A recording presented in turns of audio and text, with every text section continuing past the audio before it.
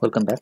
তো আজকের video টিউটোরিয়ালটা Cisco packet ট্রেসারের যে সিরিয়াল সে সিরিয়াল ওয়াইজ আসতেছে। আজকে আমরা আলোচনা করব রিপিটার নিয়ে।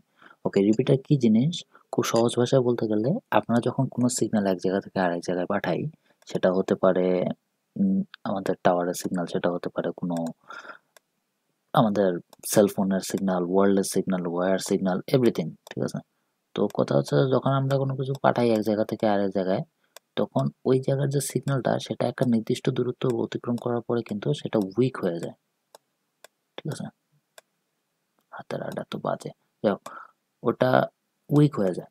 তো যখন ওটা উইক হয়ে যায় তখন সেই জিনিসটাকে আমাদের আবার মানে সিগন্যালটাকে আবার স্ট্রং করা প্রয়োজন হয়ে যায়, ঠিক আছে? তো এই স্ট্রং করতে গেলে তখন আমাদের কিছু ডিভাইসের প্রয়োজন হয়, সেটার জন্য আমরা রিপিটারের কথাটা চলে আসে। রিপিটার কি করে? একটা জিনিস মাথায় রাখবেন, রিপিটার কখনোই সিগন্যালকে অ্যাম্পলিফাই করে না। রিপিটার কখনোই কোনো সিগন্যালকে অ্যাম্পলিফাই করে না। রিপিটার শুধুমাত্র রিপিট করে, ঠিক আছে? প্যাকেট ট্রেসারে আমি এটা ডিরেক্টলি করে দেখাচ্ছি। রিপিটার শুধুমাত্র রিপিট করে। আর একটা মজার জিনিস, সেটা হচ্ছে রিপিটারে মাত্র দুটো পোর্টেই থাকে। ওকে, একটা পোর্ট থেকে নেয় আর একটা পোর্টে পাঠায়। এখন এখানে রিপিটার, আচ্ছা, রিপিটারের একটা ডিরেক্ট উদাহরণ দেওয়া যায়, সেটা হচ্ছে যে আমাদের মোবাইল ফোনের যে টাওয়ার থাকে, এই টাওয়ার অনেকটা রিপিটারের মতো কাজ করে। কিছু টাওয়ার হচ্ছে সিগন্যাল এক জায়গা থেকে নিয়ে আরেক টাওয়ারে পাঠায়, এরকম করে তারা রিপিটার হিসেবে কাজ করে। একটা মেইন টাওয়ার থেকে সিগন্যাল আসে, সেটা ওরা খালি রিপিট করে দেয়, ঠিক আছে?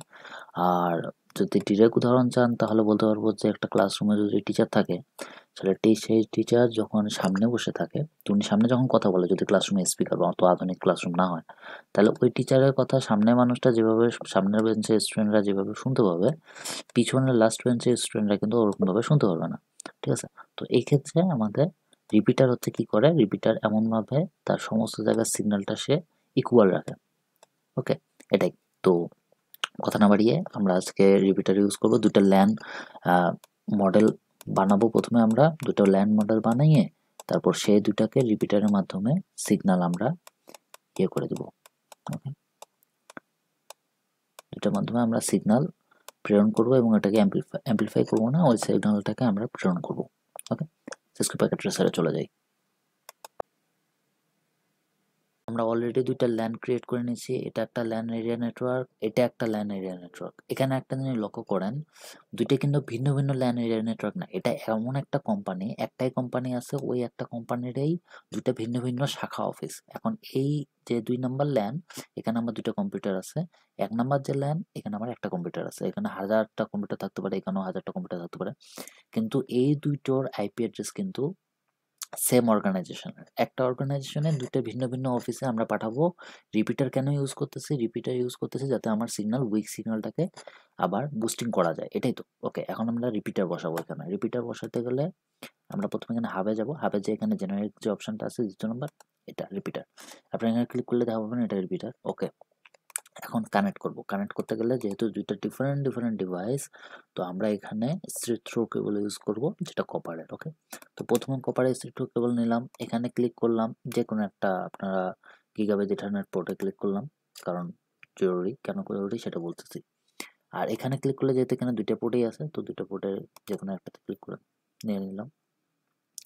2 নম্বরে ক্লিক করে এখানে গিগাবাইট ইথারনেটের 2 নম্বর যে পোর্ট আছে বা প্রথম দুইটা যে কোনো একটাতে সিলেক্ট করলাম এবং এখানে আমার যে 2 নম্বর পোর্ট ওখানে দিয়ে দিলাম। এখানে একটা জিনিস লক্ষ্য করে দেখেন, এখানে মাত্র দুইটা পোর্টেই আছে। আমি বলেছিলাম যে মাত্র দুটো পোর্টেই থাকে রিপিটারে, আর এখানে অন অফ সুইচ আছে। এগুলোর প্রতিটার ব্যবহার আছে, আমি পরবর্তীতে দেখাই দিব, কারণ এমনি দেয়নি, অবশ্যই এগুলো কাজ আছে। ওকে, আমরা এরপর এক্সারসাইজ করব এবং কমান্ড লাইনে প্র্যাকটিস অবশ্যই করব। সুইচ কিছুক্ষণ সময় নেবে লার্নিং করার জন্য, ওই যে ম্যাক অ্যাড্রেস টেবিলের কথাটা আপনি উল্লেখ করছিলাম, ওটার জন্য, ঠিক আছে? যখন এটা হয়ে যাবে, আপনারা যদি সময় না থাকে তো ফাস্ট ফরওয়ার্ড টাইম করলেই এটা হয়ে যাবে। ওকে, এখন আমি কি করব? আমি কিন্তু রিয়েল টাইমে আছি। আমি বলেছিলাম যে আমি সিমুলেশন মোডে যেয়ে সিমুলেশন করতে পছন্দ করি।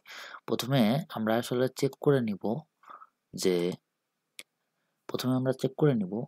এই ডিভাইসটা পিং করতেছে কিনা, মানে অনলাইন যে আছে সেটা করতেছে কিনা। আমি এখানে যদি পিং এই ডিভাইসটা দেই, এটা কিন্তু এটার আইপি অ্যাড্রেস, এই ডিভাইস থেকে আমি এই ডিভাইস করতেছি, তো এটা পিংইং করবে।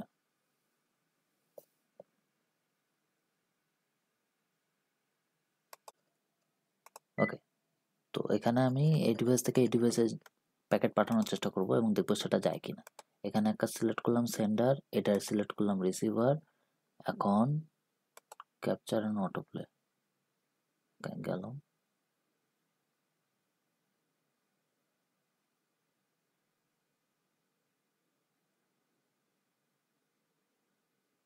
রিং প্রোগ্রেস আছে কিন্তু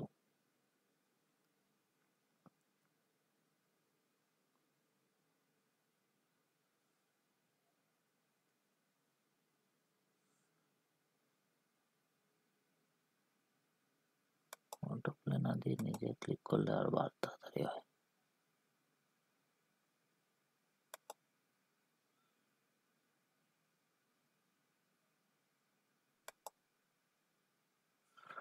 তো এখানে আমরা স্পেসিফিক কোনো পার্থক্য দেখা পাবো না, বাট এইটা দেখা পাবো যে হ্যাঁ এটা সাকসেসফুলি পাঠানো যাচ্ছে। তো রিপিটারের কাজ আমরা বুঝতে পেরেছি, এটা জাস্ট সিগন্যালটাকে এরকম যখন আপনারা অনেক বড় কোনো টপোলজি ক্রিয়েট করবেন তখন সেক্ষেত্রে এটা অনেক উপকারী হবে এবং এটা সাকসেসফুলি এইভাবে রিপিটার ইউজ করে আমরা সিগন্যালটাকে বুস্ট করতে পারবো। ঠিক আছে, তো মোটামুটি এটাই ছিল।